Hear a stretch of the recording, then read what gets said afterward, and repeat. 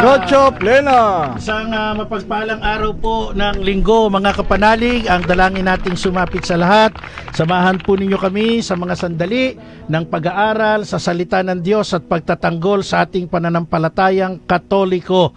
Ako po si Brother Marco C. Evangelista. The truth has set me free! Ako po si Brother Albert Gales from the Roman Catholic Diocese of Imus. Amen. At ngayon, kaya saludo tayo sa laban na ginagawa ngayon sa Senado ni Senator Pampilo Ping Lacson, di ba? Kung saan talagang sabi niya, hindi porke kabaro natin dito sa Senado, talagang palulusutin natin, di ba? Hindi pwede yun. Yan ang tama. Dapat walang palagpasin kahit na kabaro. Ibig sabihin, kahit kasama sa Kongreso, kahit kasama sa Senado, di ba? Kaya hindi pa daw klaro yung dalawang senador, hindi ko nababanggitin na si Jinggoy Estrada at saka si Joey Villanueva, di ba? Ako, marami rin akong alam. Engineer Marlon Santiago, matagal po ako sa politika Matagal po ako nanungkulan sa politika. Kaya alam ko na may mga iba pa dyan na hindi lang yung dalawang binabanggit. Maraming magnanakaw. Banggitin ko kaya dito. Maraming ko kasuhan, di ba? Hayaan mo lang sa Senado. At least sa Senado may immunity. At alam ko pa kung paano ang paraan ng pagnanakaw. No? Huwag na lang sana akong paimbitahan ng Senado. Kasi baka magkwento ako doon. Amen? So, okay, Brother Albert. Nung nakaraang linggo, tawag dito, mainit nating tinalakay yung mga ilang usapin, ano? Yes. At nais nating ipagpatuloy yan, lalong-lalo na ngayon na mainit ang sitwasyon sa ating bansa. Actually, may nagsabi sa akin, hindi lang daw sa Metro Manila may mga rally, may mga march, ha? Wow! Iba't ibang panig ng kapuluan natin. Talagang ang mamamayan, galit na sa mga magnanakaw, sa mga buhaya, di ba? So, ito po mga kapanalig, ay gagawin nating ikalawang bahagi ng topic natin. Tandaan natin, tayong mga mamamayan ay nagsisikap po na magbayad ng tamang buwis. Tama, hindi? Tama po. Tama, nagbabayad tayo ng buwis. Subalit, may mga taong dapat na maging protector natin, nasa poder ng kapangyarihan. Ibig sabihin, sila yung mga nasa pamahalaan, ang tila po nagkakaroon, sabi nga ng Pangulong Marcos sa kanyang SONA, makakapal ang muka at hindi po sila nasisihan. Doon po sa kanilang kinikitang sweldo na kinsenas katapusan, ang ginagawa ay kumukupit pa sa kaban ng bayan. Actually, hindi nga tama yung term na kumukupit Talagang humihigop. Gumagano. Mga vacuum, di ba? Vacuum sa kaban ng bayan. Kaya tayo naman ang kasalukuyang mga nagsasaper nitong mga, ibig sabihin, mga pang-aabuso nitong mga ito. Okay, mga kapanalig, patuloy, mas maganda siguro patuloy natin pakinggan yung mga iba pang nangyayari sa People Power Monument. Nandiyan dyan ang presensya ni Cardinal Pablo David at syempre yung ating mga mahal na obispo. Nakatutok ang ating Santa Iglesia sa pagbabago, transformation ng ating ng ating bansa, Tuloy natin yung pakikinig. May pagkakataon ba tayo mapakinggan? Okay, go.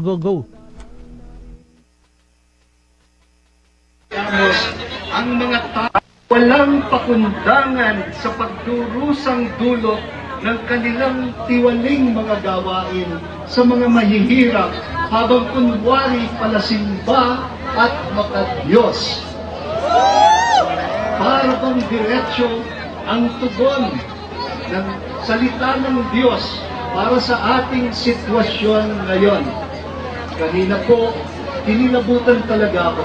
Marinig ko ang huling linya ng Propeta Amos.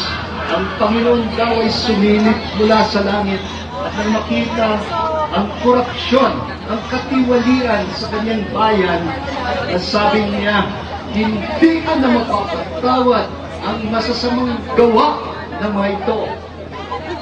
Sana wala pa sa kanyang yugto ang pakiramdam ng ating Panginoon.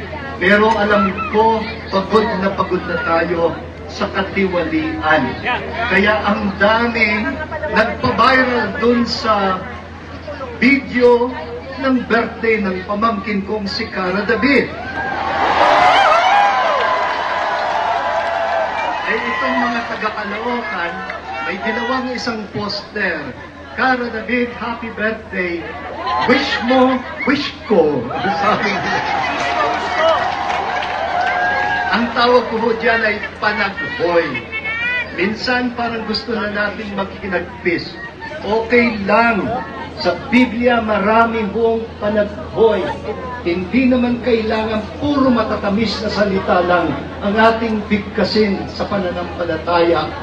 Yung ating saloobin, yung ating damdamin, ipahayag po natin. Kaya't napapanahon, ngayong hapon, na tayo'y nagtitipon dito sa EDSA People Power Monument para manalangin, para magpahayag, at ipanawagan ang katapatan at pananagutan sa mga binigyan ng tiwala.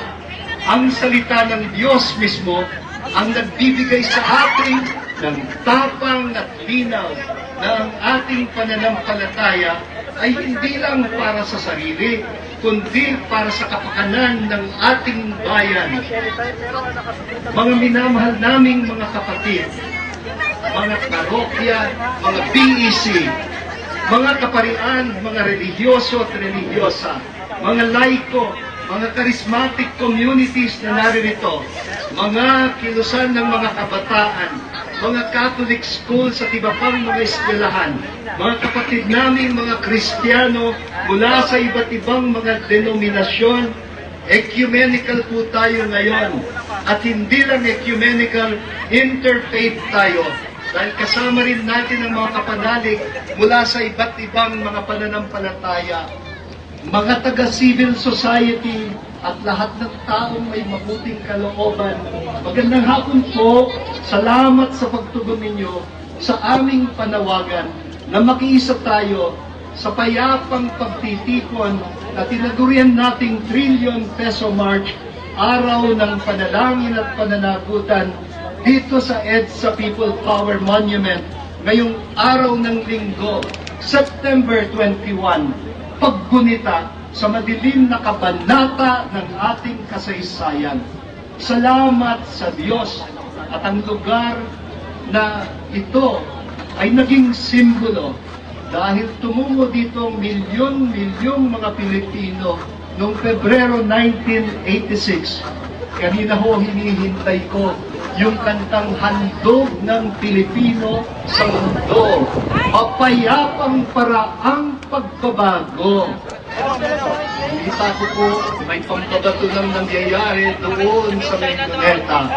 Pero iilan lang naman yun. Tayo ang nakararami. Tayo ang naghahangad ng tunay at malalimang pagbabago, pero sa mapayapang paraan. Mga kapatid, hindi po ito politika. Isa itong moral na paninindigan. Isang pagkilos ng pananampalataya at pagkakaisa laban sa kultura ng katiwalian na patuloy na nagnanakaw sa dangal ng tao, nagpapalubog sa mga mahihirap at sumisira sa kinabukasan ng ating bansa.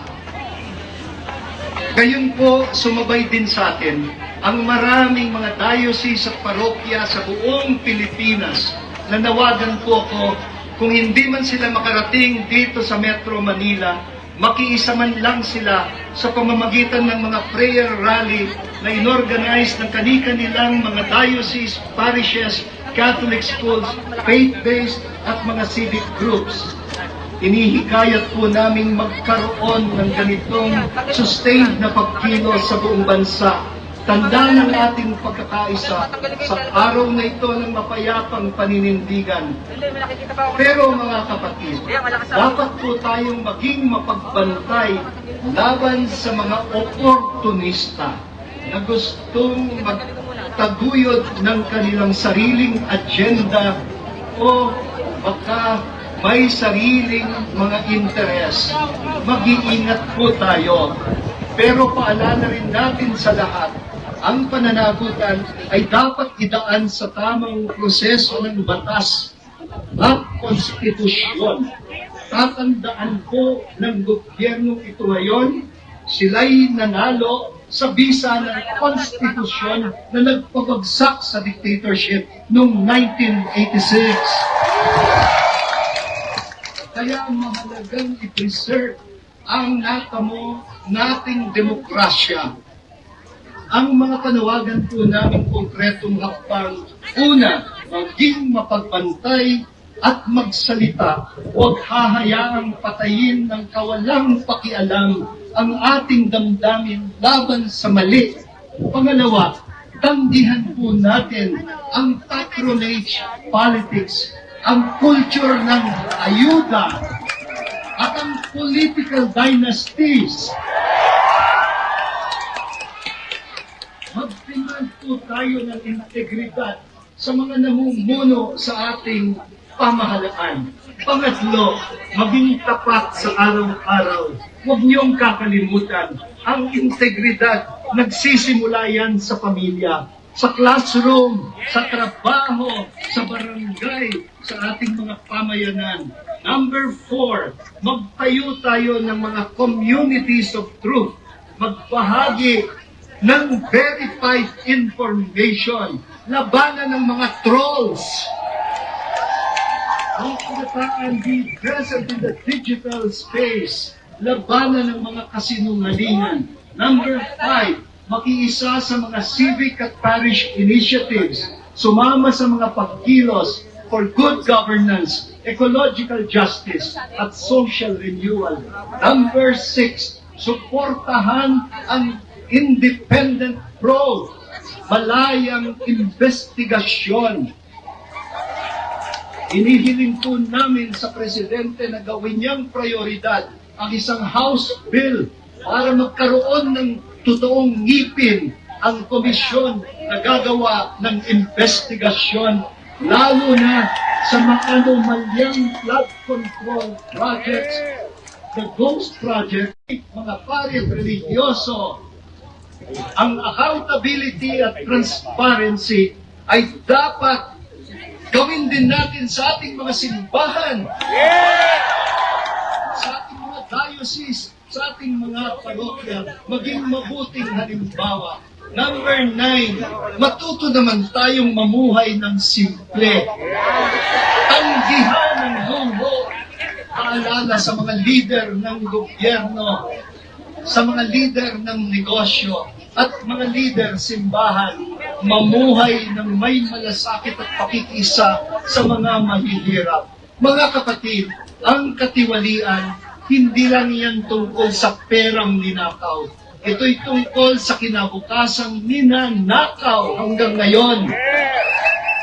Mga tahanang laging binabaha, kalikasang sinisira, at mga oportunidad na nasasayang para sa mga anak natin. Kaya nananawagan kami sa mga mamambabatas, huwag nating gawing lungga ng magnanakaw ang Senado at Kongreso. Nananawagan kami sa mga oversight bodies, mga taga-usig, bilis-bilisan naman ninyo ang investigasyon. At papanagutin ang dapat managot. Ang taong bayan ay naghahanap ng konkretong solusyon, hindi mga hungkag na salita, hindi mga grandstanding, hindi mga palabas na politika, hindi yung walang katapusang delaying tactics. Tama na, sobra na. Ikulong na. Huwag na nating hahayaang mamatay na lang ang usaping ito. Alam po ninyo, maraming beses na nagkaroon ng mga iskandalo ng katiwalian, pero namamatay lang. At sa bandang huli ay nabibintindang ng mga political accommodations at compromises. Huling mensahe para sa mga yumaman sa panlilinlang at sa pandarambon sa pondo ng bayan. Inuulit namin ang panawagan ng Panginoong Hesus kay Zaccheo, bumaba yan. May panahon pa para magbalik loob. It is never too late to be converted. Isoli ninyo ang hindi inyo. Hindi nyo ba yan natutunan sa values ninyo, sa good manners and right conduct. Huwag mong ibubulsa ang hindi iyo. Sa kindergarten lang yan. Mga kapatid, walang tunay na kapayapaan kung walang katarungan. At hindi tayo magkakaroon ng katarungan kung walang pagsisisi. Huwag tayong sumagot ng karahasan o pananahimik o pagwawalang bahala. Sasagutin natin ito ang pananampalataya ng lakas ng loob, ng pagkakaisa. Manindigan mo tayo para sa katotohanan, para sa katarungan, para sa pagbabago. Maging maamo tayong parang mga kalapati, wika ng Panginoon, pero maging matalino din tayong parang mga ahas. Dahil tandaan ninyo, ang mga kurakot, matatalino din yan. Sama-sama ho tayong bumuo ng isang bansang tapat, makatarungan, at tunay na makatao. Ako po si Pablo Virgilio Cardinal David, Obispo ng Caloocan, Presidente ng Catholic Bishops' Conference of the Philippines. Ave Maria! Rocha Plena! Brother Albert, nakatutok ka masyado doon sa speech ni Cardinal, ha? Titig na titig. Oo, bakit? Ano na? Kasi sobrang dami niya na talaga sinasabi na kung saan, kung talagang iintindihin natin yung maigi na, hindi kasi libo, hindi kasi piso, hindi kasi daan, kundi, at lalong hindi lang milyon, Oh. or hindi lang bilyon, kundi trilyon. Trilyon na. Trilyon. na nakulimbat. Trilyon na talagang nakulimbat ng ating mga buwaya. Oo. At mga kapanalig, tandaan po natin na ang sinabi ng ating Yumaong Santo Papa Francisco na ang sabi niya dati nung siya ay nabubuhay pa, corruption is paid by the poor. Naku, totoo naman yan. Opo. Kasi, tao dito, sino ba yung mga inaabutan ng paglubog? Mhm. Di ba yung mga maliliit na tahanan? Opo. Sino ba ang na-stranded sa mga Opo. pangunahing kalsada pagkabaha? Di ba ang mga mamamayang mahihirap? Kaya tama, kinote mo yan si Pope Francis, corruption is paid by the poor. So yung sinabi mo kanina na hindi lang milyon, hindi lang bilyon, kundi trilyon ang nakukulimbat ng mga tulisan, ng mga magnanakaw, ng mga buitre sa ating lipunan, sa ating gobyerno. Sino ang nagdurusa sa katiwaliang ito? Tayo pong mga mamamayan, tayong mga dukha. Ako, consider ko Opo. sarili ko dyan. Yes. Kasi pagka talaga namang binabaha, yung bahay ko, mga kapanalig, yung bahay ko, kahit pumunta kayo, naglilimas po ako ng tubig baha. Yan Ayun. ang totoong sitwasyon ko. Tagatagig po ako. Kaya alam na alam ko po yan, mga kapanalig. Lalo na rin naman kami na taga-Binakayan. Ay, oo nga pala. Hanggang kalsada, di Hindi ba? lang kalsada. Ba- Hindi lang tuhod. Minsan umaabot pa ng hita. Nako, pareho pala tayo. Pareho talaga tayo tour. Yes. Halata naman sa akin. Okay. So, Brother Albert, ang pwede nating ipaliwanag dito sa nangyayari sa ating Kasi- lipunan ngayon. Dahil sa tindi kasi mga kapanalig ng pagnanakaw sa kaban ng bayan na sa halip na mapupunta sa tamang paggamit ng pondo ng proyekto, kinukurakot, ninanakaw. No? Kaya ang siste, hindi natatapos yung proyekto na kung saan kapag let's say sinabing tapos nga Oo. or completed, Completed. pero ang nangyari, ampaw. Alam mo yung ampaw? Opo. Yung paborito kaya nung bata ko Yung bilog siya. Opo. Tapos pag kinagat mo wala naman laman sa Ayun. loob. Yun ang ampaw. Yun Yun ang sabihin, yung ginagawang project, akala mo maganda sa Opo. labas. Pero pag tinuktok mo, wala palang Opo. bakal. Yung palang number ng simento, dapat 1:3, 1:4, ganon. Hindi ganon na nangyari. Kaya ampaw, Brother Opo. Albert. No? So, ibig sabihin po, sa mga English, kapanalig, anong tawag dyan sa ampaw? substandard. Yan, Substandard yung mga materials na ginamit. Teka No? lang, di ba ikaw nasa linya ka ng construction? Opo. Kayo ba, kumusta ang inyong mga project? Ba, okay kami. Dekalidad? Dekalidad kami. Ayun, hindi substandard, ha? Yes. Pati mga materials, kasama yan Opo. sa ina-account, di ba? Opo. Oo. So, Bakit? so- Bakit dahil sa tindi ng corruption? Teka lang. Ayun. Teka lang. Sorry, nadadala ako. Bakit hindi nagiging substandard yung mga ginagawa ng inyong construction firm? Bakit? Syempre, para hindi kami mapahiya. Yun. Kasi binabayaran kami ng maayos. At saka ang pinakamagandang sagot dyan, kasi walang corruption. Ayun. Yung Di ba? pinaka-importante. Yung kinukuha yung proyekto, Brother Albert, walang corruption sa loob ng inyong opisina. Yun. Kaya nadideliver yung mga magagandang materyales, yung bilang na dapat at yung mga kakailanganin para maging standard, ibig sabihin talaga maging dekalidad Opo. yung inyong project. Tama po yun. Yan ang sagot dyan. Walang corruption Walang sa corruption. inyo. Oh. Wala ring Ghost Project. Yun. Hindi ako makapagpigil, Brother Albert eh. Oh. Kung titignan po natin mga kapanalig, yung datos tinatayang halos na nasa 40% ng pondo ay binubulsa ng mga kawatan. Akala ko 30% pa. Hindi po 30. Narinig ko sa Senate. Narinig ko sa Senate, 30. 30%, halos kalahati ng pondo Oh, ay binubulsa ng mga kawatan. Ang ganitong klaseng Kawatan na. cancer pa sa lipunan. Kawatan na makakapalang mukha. Ano ba yan? Ganyan po mga kapanalig ang klase ng korupsyon, no? Tama yung sinabi ni Brother Albert. Ito ay isa ng malalang kanser ng lipunan. At sinasabi at pinapaalala po natin ng ating banal na kasulatan, at ito po ay maliwanag na tumututol ang ganitong kawalang katarungan. Mhm. Sabi ni Propeta Amos, alam mo kung gaano kasuklam ang inyong kasamaan. Kayong nagtutulak sa may hirap at tumatanggap ng suhol. Kayong kumikiling sa bawat kasalanan. Amos chapter 5 verse 12. Alam mo, ang tindi ng introduction ni Propeta Amos, no? Opo. Nakalagay gaano kasuklam-suklam ang inyong kasamaan ang pagtanggap ng suhol. Opo. Mga kapanalig, basahin nyo yan.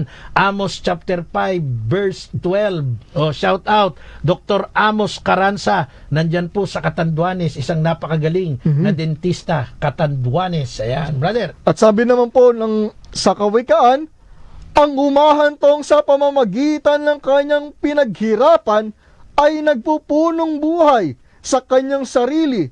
Ngunit ang humahantong sa pamamagitan ng kasamaan ay mamamatay. At ito po ay ating mababasa sa Kawikaan chapter 15 verse 27. Hindi pala imposible yung birthday wish ni Miss Cara David. Ay! Wish granted. Kasi binasa mo Kawikaan 15:27. Yan Opo. palang mga ginagawang pagpupunong buhay ng sarili, ibig sabihin yung puro kabig Opo, sa sarili kabig mo, lang. buwitring-buwitring ka, Opo. buhayang-buhaya ka, humahantong sa pamamagitan ng kasamaan, mamamatay. Tama pala yung birthday wish ni Cara David. Kaya lahat ng may birthday ngayong buwan ng September, isa na lang ang i-wish nyo, magkaroon ng kaganapan yung wish ni Miss Cara David. Pero sabi nung alauna ang pamilya, wag naman sanang mamatay lahat, dapat meron pa rin makulong para makita yung kasalanan nila, Yun. malantad at Opo. pagdusahan talaga nila, di ba?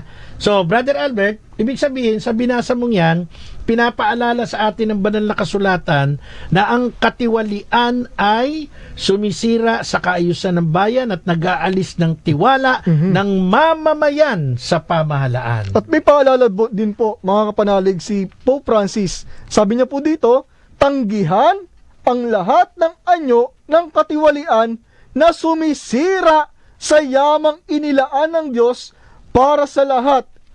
Ang katiwalaang ito ay walang iba kundi pagnanakaw sa mga mahihirap at sa kanilang kinabukasan. Ito po yung kanyang sinabi noong 2015, 10 years ago.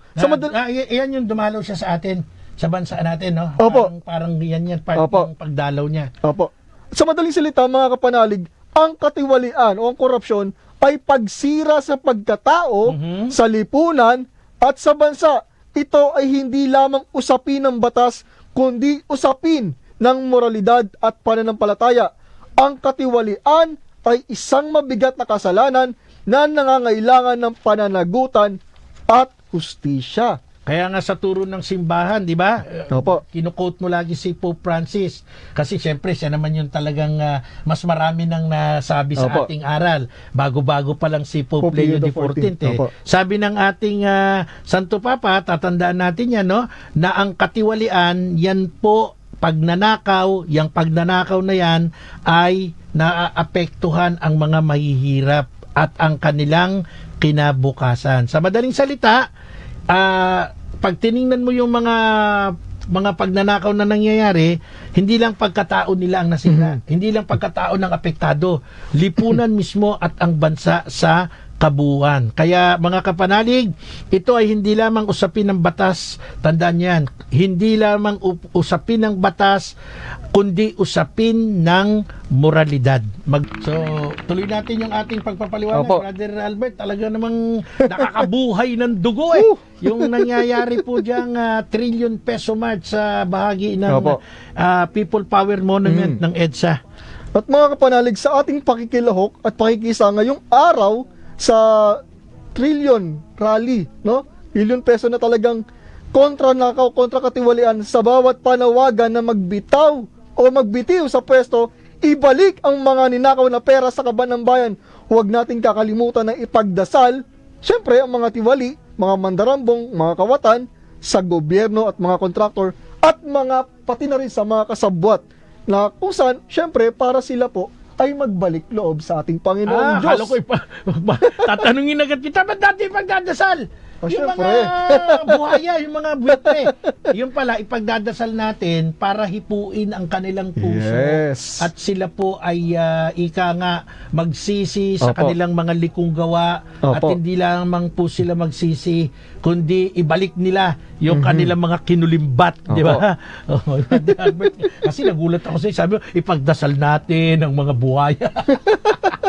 Ipagdasal pa lang magbago ng buhay. Yes. Opo. Magbago ng puso. Oh. Siyempre, importante kasi para manaig yung reconciliation, pakikipagkasundo, pagbabalik loob, at wag nating pong hayaang inormalize ang corruption at wag nating i-justify ang corruption at wag nating kailanman dapat ipagtanggol ang mga corrupt. Tama. Di po ba? Parang nung Monday po ba yun or Tuesday, may nabalitaan tayo na may isang magkapatid na halos nagbabangayan patungkol sa parang tila baga gina-justify yung corruption. Yung magkapatid. Parang kilala niyo po yun. Oo, mahal ko pareho yun eh. Oo. Hindi na tayo pwede itanggi yun, di ba? Ikaw na magbanggit kung sino yun. Sabi po dito ni Senator Alan Peter Cayetano, sabi niya po dito, and as a people... Teka lang Ayun. i-quote lang natin ito. Opo. Kasi ito nanggaling sa dalawa. Opo. Si Senador Alan Peter S. Cayetano Opo. at ang kanyang bunsong kapatid na si dating Taguig City Opo. Mayor Edgardo Lino Cayetano. Opo. Kapatid po yan. Sabi ni Senator Alan Cayetano, basa, anong sabi niya? And as a I-quote people, mo. hindi ako nagpi-finger point na we're all guilty from both buying to cheating, to stealing, to lying.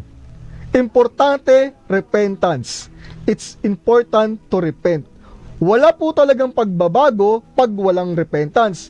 Pag mag-repent ka, pwede kang mag-repent para sa buong grupo, for the whole nation. Yun ang Dagdag na sabi pa yun. niya. Opo. Oo.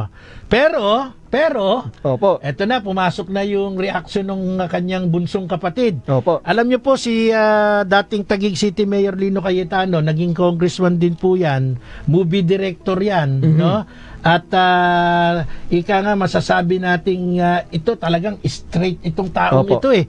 Straight to. Nung panahon na siya ang mayor ng Taguig City, ang Taguig po ay hindi napabilang dun sa mga lungsod na nalagay sa alanganin pagdating sa COVID. Kasi ang kanyang panunungkulan during the time of COVID, yung pandemic, di ba?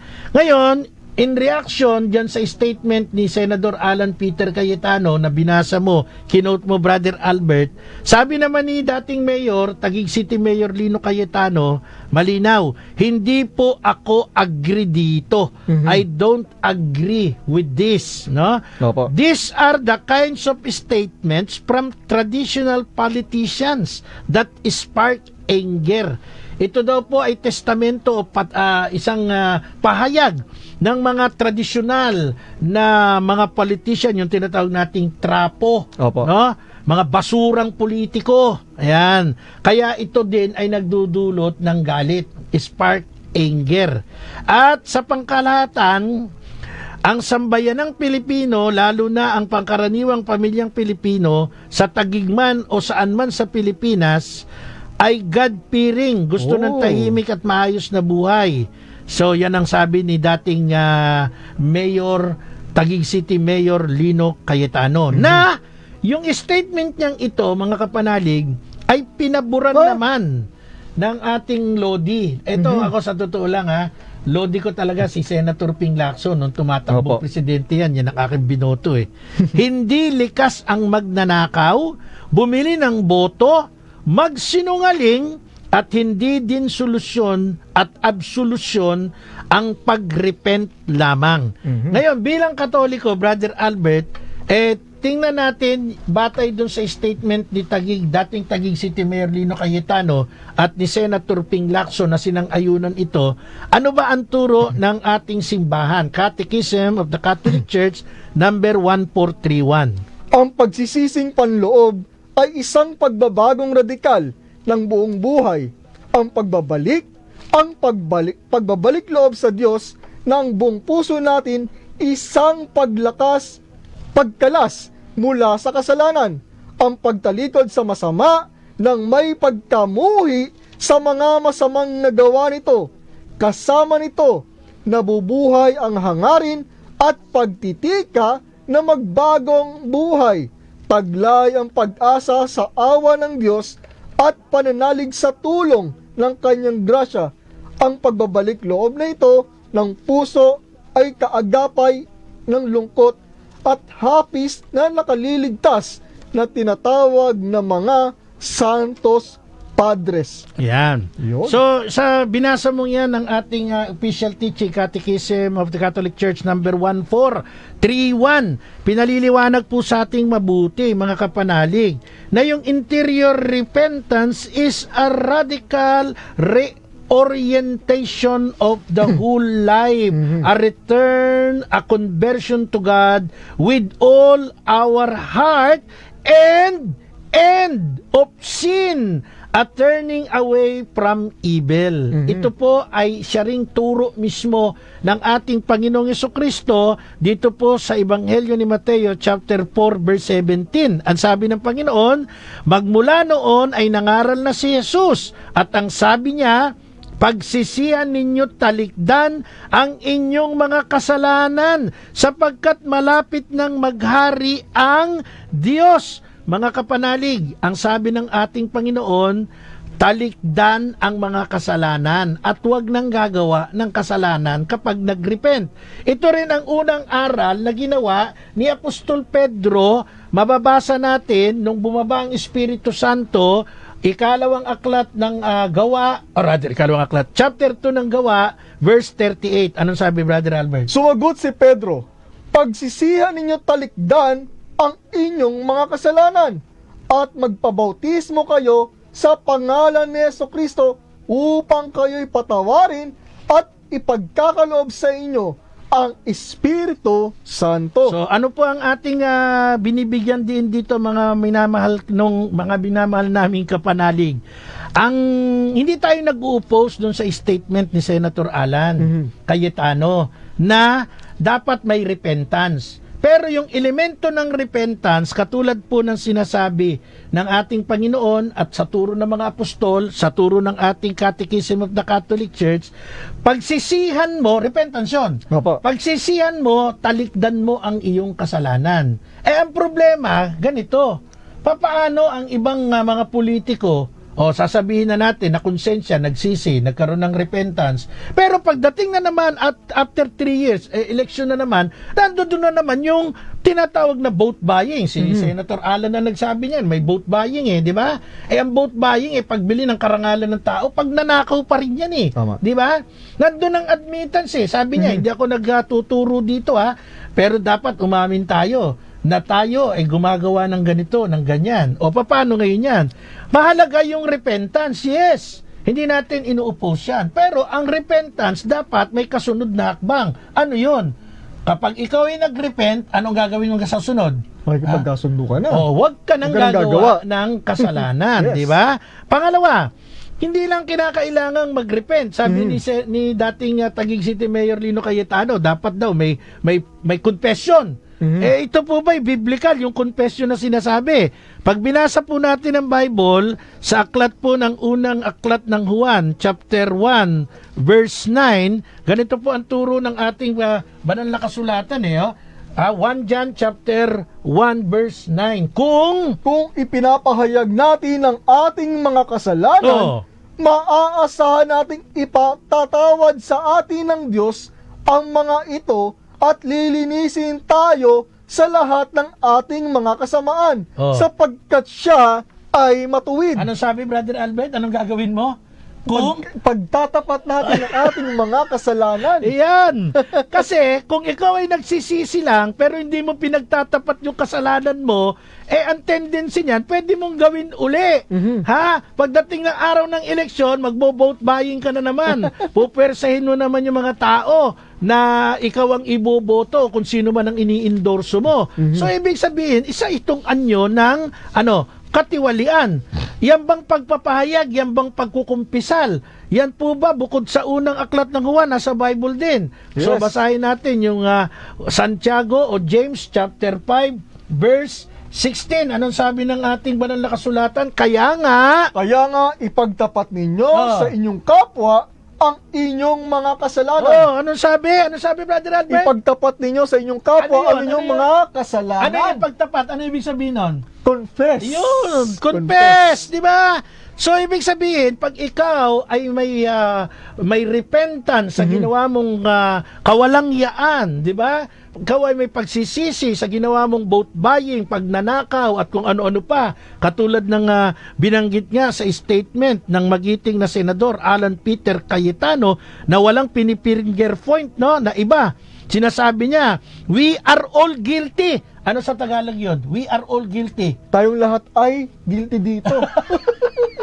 Tayo ay may tinatawag na parang tinatamaan. We are all guilty from vote buying. Sa Tagalog. We are all guilty from vote buying. Anong Tagalog? Pagbili ng boto. Ito naman napupugian ka na naman sa akin ano pa sabi niya? We are all guilty sa vote buying, cheating, pandaraya, to stealing, pagnanakaw, to lying, pagsisinungaling.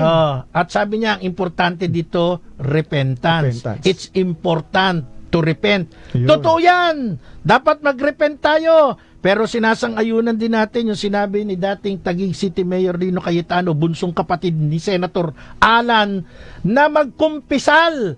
Sabihin mo na nag-vote buy ka, sabihin mo na nagnakaw ka, sabihin mo na nandaya ka, sabihin mo na nagsinungaling ka. Yan ang tunay na repentance. Sabi nga ng Bible, ulitin ko, Matthew 4:17 at yung Gawa 2:18, pagsisihan ninyo talikdan ng inyong mga kasalanan at huwag na kayong gagawa uli. So mga kapanalig, maraming salamat po sa inyong pagsama at patuloy niyong antabayanan ng mga kaganapan ng nagayaring trillion peso march dyan po sa EDSA People Power Monument sa EDSA. Ako po si Brother Marco C. Evangelista. Ako po si Brother Albert Gales. Kami po ay nagsasabing sumainyo ang katotohanan. Salamat po and God bless.